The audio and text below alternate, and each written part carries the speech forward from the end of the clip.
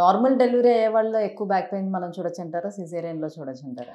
జనరల్‌గా we cannot differentiate that in a back the normal delivery or cesarean, but the reason, most important reason, is sacroiliac joint in both the cases, either in cesarean delivery or in normal delivery. The most common reason for patients post delivery coming to us is sacroiliac joint pain.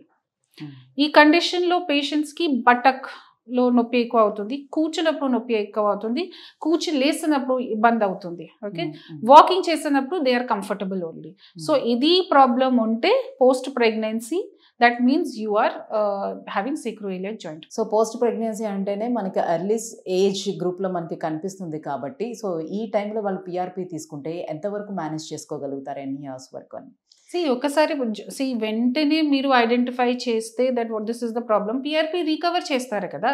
ఒకసారి recover అయిన తర్వాత మీ side నుంచి strengthening చేయండి, తర్వాత అయిపోయింది. ఇది life లో ఒకసారి అంతే సరిపోతుంది. సరిపోతుంది.